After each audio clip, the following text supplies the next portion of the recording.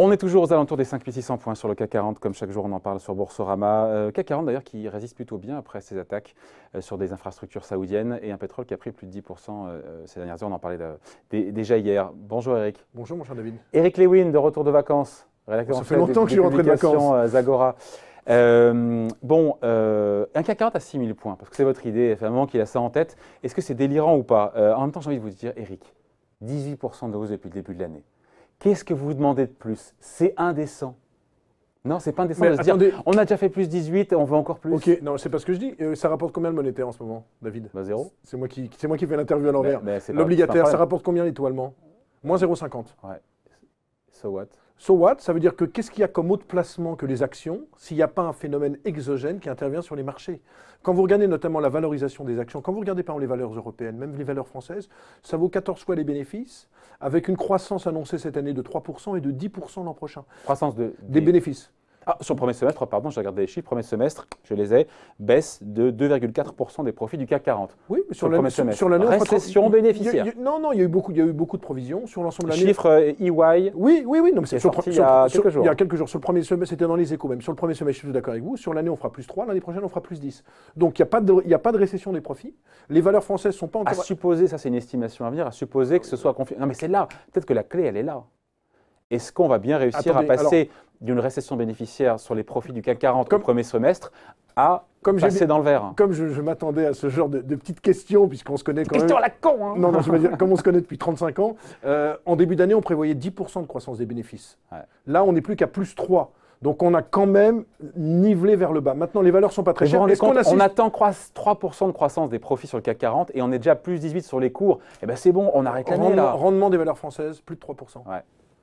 Et en plus, en ce moment, ce qu'on assiste, c'est une certaine rotation sectorielle. Je ne sais pas si elle va durer. Les gens achètent beaucoup plus de l'automobile et des bancaires.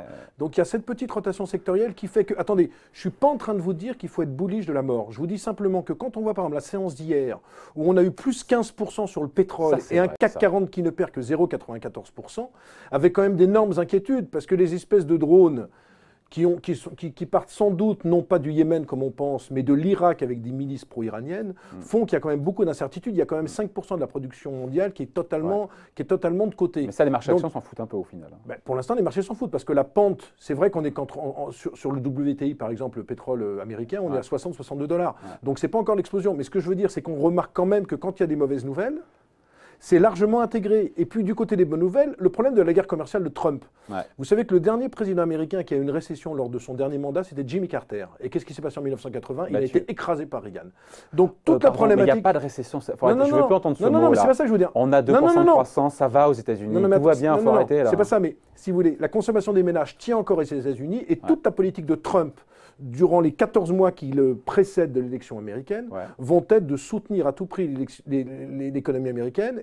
Et un deal avec les Chinois serait la meilleure façon de soutenir l'économie américaine parce que les derniers droits de douane qui ont été commandés par l'administration Trump touchent quoi? Touchent les biens de première nécessité. Donc la consommation des ménages peut être érodée. D'accord, mais la consommation des ménages peut être touchée. Donc lui, dans sa logique, vu ce qui se passe sur le pétrole, et vous savez très bien que si l'essence augmente, ça fait du pouvoir d'achat en moins, il a tout intérêt à faire en sorte qu'il y ait un aplanissement des questions commerciales entre la Chine et les États-Unis. Et si on a ça, ça fait encore un booster supplémentaire pour les actions. Donc c'est quand même pas un pari osé de penser qu'avant Noël, il y aura un accord entre Américains, ou un préaccord entre Américains et Chinois. Si les droits de douane touchent les produits de première nécessité, c'est-à-dire toute la hi-fi, même les biens de consommation, il y aura une ponction sur le pouvoir d'achat des ménages.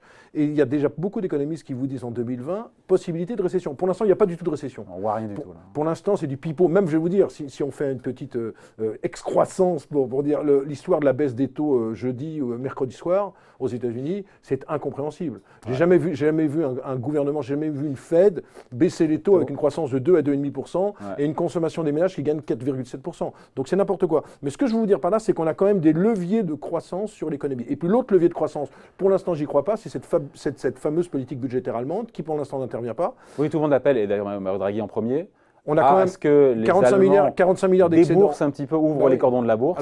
C'est pas le chemin qu'on prend. 45 milliards d'excédents quand même budgétaires en Allemagne, 2,7% du PIB. La dernière fois qu'il y avait une relance, c'était il y a 10 ans. Comment ça, 2,7% du PIB? Ça représente 2,7% du PIB. Il y a 2 points de PIB d'excédent en Allemagne. Bien sûr. Vous êtes vraiment sûr? C'est vrai, certain. Je suis prêt à prendre les paris avec vous et jouer un restaurant avec vous, un très grand restaurant. Oui, c'est 2,5% du PIB. Ouais, c'est 45 milliards. Ça me paraît énorme, mais on va vérifier. On va vérifier. Et si vous voulez, ce que je veux vous dire par là, c'est qu'il y a des marges de manœuvre également budgétaires en Allemagne, que ce soit dans les infrastructures, dans l'éducation, dans le numérique. J'en parlais pour l'instant, c'est hier. Il y a 10 ans. Trichet disait hier, Jean-Claude Trichet, qu'il y avait comme des débats en ce moment en Allemagne sur l'opportunité de dépenser ces excédents budgétaires. Il y a 10 ans, le 13 novembre 2008, l'Allemagne était entrée en récession. Il y avait eu un plan de 13 milliards et en janvier, c'était un plan de 45 milliards. Donc il est possible que le plan, il ne le fasse pas tout de suite. Ils ont déjà fait un trimestre. Mais il est possible qu'ils le fassent en décembre-janvier parce que le troisième trimestre sera sans doute en récession. Donc ils seront techniquement en récession. Alors ce qu'ils disent, les Allemands, c'est que la récession n'est pas si grave que ça. Mais il y a des marges de manœuvre, la consommation des ménages tient et les marchés ne sont pas très chers et puis vous avez toujours des rendements obligataires. Donc le Lewin, il pense que finalement, ce n'est pas une aberration d'imaginer un CAC 40 à 6000 points avant la fin de l'année, mais ça veut dire que tous les voyants vont dans le même sens. Accord sur la Chine, le Brexit, ça ne se passe pas trop mal, les profits des boîtes françaises sur le CAC 40 se tiennent et il y a bien cette inversion, de nouveau cette croissance des bénéfices. Voilà, je vais vous dire, le Brexit, ça se passe pas trop mal, ça fait beaucoup de... J'avais l'idée de ce sujet dès dimanche. Et en fait, quand j'ai vu toute l'histoire du pétrole, le pétrole qui gagnait 15% dans la nuit en Asie, je me suis dit, oh là, le CAC 40, on va avoir un -3, -4, etc. Donc ça vous conforte dans l'idée que... Je me dis que pour peu qu'il y ait un accord... Alors vous allez me dire, bien sûr, s'il y a une guerre Arabie Saoudite, Iran, enfin on ne va pas rentrer dans le délire.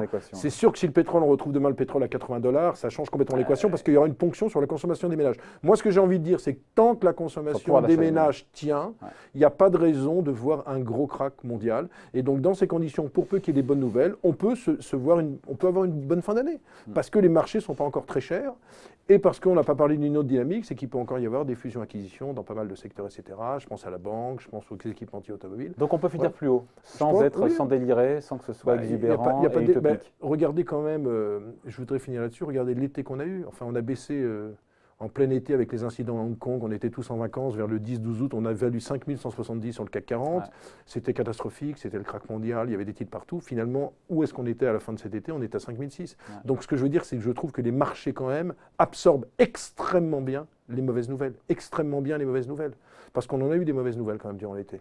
Donc ce qui me fait dire que pour peu qu'il y ait des bonnes nouvelles, c'est-à-dire pour peu qu'il y ait une amélioration sur la guerre commerciale Chine et États-Unis, parce qu'ils peuvent pas, vous voulez qu'ils aillent jusqu'où? Parce que le problème de Trump, c'est qu'il a le temps contre lui. Les Chinois, eux, ils sont élus à vie, donc ils n'ont pas le temps contre eux. Trump a le temps contre lui, donc il ne peut pas trop jouer là-dessus, et il ne peut pas, à mon avis, être sur le front iranien, sur le front avec la Chine. Donc il peut se passer des choses, et pour peu qu'il se passe des choses intéressantes en termes d'accords commerciaux, eh bien, je pense que les marchés seront amenés à monter encore un peu plus. Eh bien, on en reparlera tranquillement. Pour l'instant, on est à 5006, c'est comme plus 18 depuis le début de l'année. Mais vous savez, c'est déjà un très beau millésime. Ce qui est bizarre, je finis là-dessus, c'est qu'un marché qui perd 18%, on dit ça peut aller encore plus bas. Mais quand un marché gagne 18% depuis le début de l'année, on dit non, mais c'est dingue s'il gagne 25%. Mais pourquoi? Qu'est-ce qu'il y a de dingue? Il y a une espèce d'asymétrie. Mais c'est quoi? En fait, il faut mieux, dans les salons mondains, être bearish, vous êtes beaucoup plus intelligent. Et quand vous êtes bullish dans les salons mondains, vous êtes le parfait crétin. Les salons mondains neuilliens, il les connaît, Eric Lewin. Allez, merci beaucoup, Eric Tanchet, du publication Agora. Salut, Eric. Salut, David.